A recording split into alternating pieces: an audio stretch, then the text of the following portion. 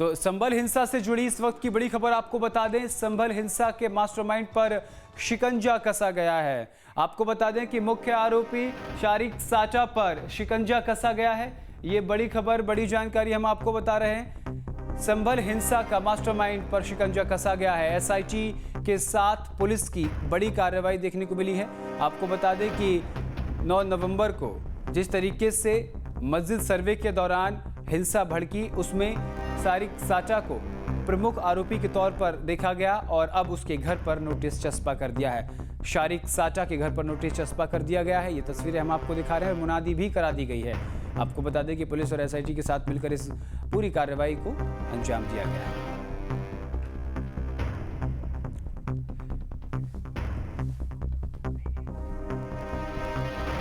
तो एसआईटी के साथ पुलिस की बड़ी कार्रवाई देखने को मिली है। आपको बता दें कि संभल में हिंसा भड़की थी, जिसके बाद पुलिस प्रशासन को लाठीचार्ज करना पड़ा और उसके बाद संभल हिंसा भड़क गई।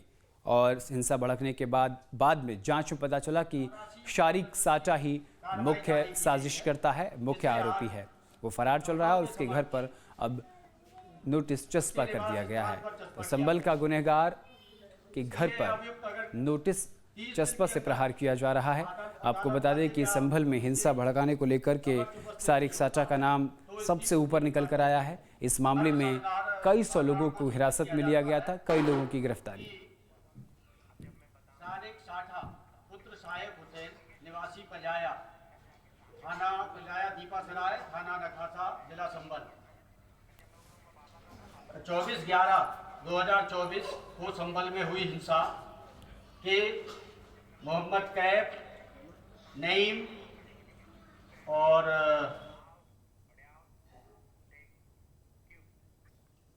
चलिए अब हम आपको पूरी खबर समझाते हैं कि आखिर ये पूरी खबर है क्या। 24 नवंबर को संभल में हिंसा हुई थी। मस्जिद सर्वे के दौरान आतंक मचाया गया था। हिंसा में 3 लोगों की मौत हुई थी। हिंसा में कई लोग घायल हुए थे।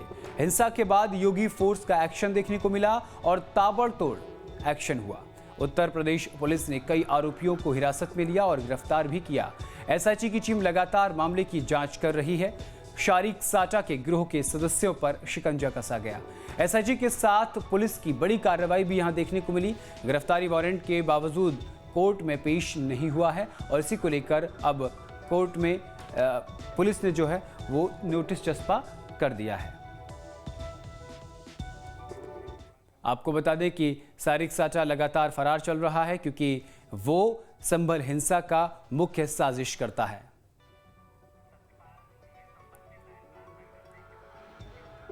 और इसी खबर पर विस्तार से जानकारी के लिए सतपाल हमारे साथ जुड़ गए हैं।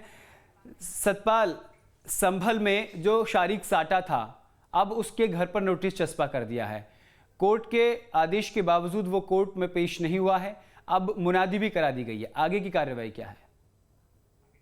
बिल्कुल, जिस तरीका से संभल में 24 नवंबर 2024 में जो जामा मस्जिद सर्वे के दौरान हिंसा हुई थी, वो हिंसा में जिसमें कई लोगों की मौत हुई थी और कई पुलिसकर्मी घायल हुए थे, उसी का मास्टरमाइंड जो शारिक साटा है उसको बताया गया। क्योंकि जो पुलिस की जांच पड़ताल में निकली है कि जो शारिक साटा था वो मुख्य आरोपी साजिश करता था। उसने ही जो लोगों को भड़काया था और लोगों को जो हिंसा में जो विदेशी हथियार थे वो उपलब्ध कराए थे। तो कहीं ना कहीं जिस तरीका से लेकर के जो संभल पुलिस की तरफ से जो जांच पड़ताल की और जो उनके जो साथी थे उनके द्वारा बताया कि जो हिंसा का जो मुख्य आरोपी जो साजिश करता था, जो शारिक साटा था, उसकी वजह से ही जो सर्वे के दौरान लोगों को उकसा करके, लोगों को भीड़ इकट्ठा करके कि इस तरीका से आपको हिंसा करनी है, तो कहीं ना कहीं उस तरीका को लेकर के जो शारिक साटा की पूरी साजिश करता था। और इसी को लेकर के संभल प्रशासन की तरफ से तमाम लगातार कार्रवाई की गई है।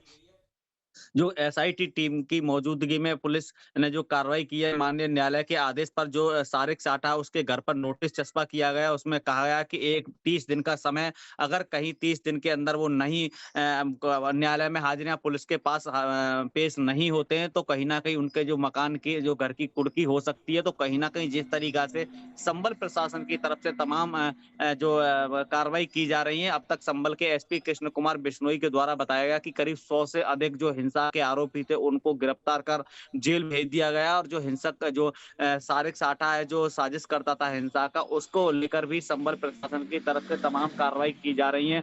जो संभल सारिक साठा है, जो साजिश करता है हिंसा का, उसके जो सार्वजनिक जगह पर और उसके कुछ जगह पर जो असमोली सीओ कार्यालय बनाने जी, के लिए बिल्कुल सतपाल, ये भी हम आपसे समझना चाहते हैं कि अभी संभल के वर्तमान हालात क्या हैं, क्योंकि वहां के जिलाधिकारी राजेंद्र पिंसनिया का साफ तौर पर कहना है कि जो हालात हैं वो अब नियंत्रण में हैं, अब किसी प्रकार की हिंसा नहीं हो रही है, आगजनी नहीं हो रही है, अब पूरी तरीके से मामला शांत है।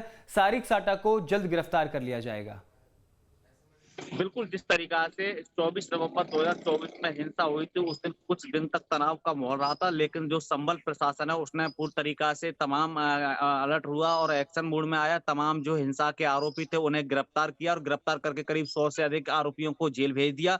लेकिन इस वक्त की बात की जाए तो संभल में शांतिपूर्ण तरीके से माहौल है। जिस तरीका से 24 नवंबर 2024 से पहले लोग यहाँ रहते थे और जो दुकानों पर जो रौनक थी, जो बाजारों में रौनक थी, वो उसी तरह से अब भी देखने को मिल रही है, क्योंकि शांतिपूर्ण तरीके से माहौल है। तो कहीं ना कहीं जिस तरीका से संभल प्रशासन की तरफ से लगातार एक्शन जारी किया गया था, तमाम जो हिंसा के आरोपी थे उन्हें गिरफ्तार किया गया था। जिस तरीका से जो सारिक साठा जो अभी पुलिस की गिरफ्त से बाहर चल रहा है, जिसके जो सार्वजनिक जमीन है और जिसकी कुछ संपत्ति है, उस पर जो शासन की तरफ से असमोली सीओ का कार्यालय बनने के लिए शासन को लिए प्रशासन ने पत्र जारी किया गया, जिससे कि उसमें असमोली सीओ का कार्यालय बने, जिससे सुरक्षा व्यवस्था को लेकर, कहीं कानून व्यवस्था को लेकर और मजबूत किया जाए। तो कहीं ना कहीं जिस तरीका से लेकर के जो सारिक साठा जो मुख्य साजिश करता है, जो अभी तमाम जो मुख्य साजिश करता है सत्यपाल, उन तक पहुंचा जाएगा। संभल प्रशासन लगातार कार्रवाई कर रहा है। बहुत बहुत शुक्रिया सत्यपाल तमाम जानकारी के लिए। जहां भक्ति है हर शब्द में, कथाओं में छिपे हैं दिव्य रहस्य और ज्योतिष देता है जीवन को दिशा। धर्म से जुड़ी हर बातों को जानने के लिए हमारे चैनल स्तुति को सब्सक्राइब करें। चैनल पर जाने के लिए इस लिंक पर क्लिक करें।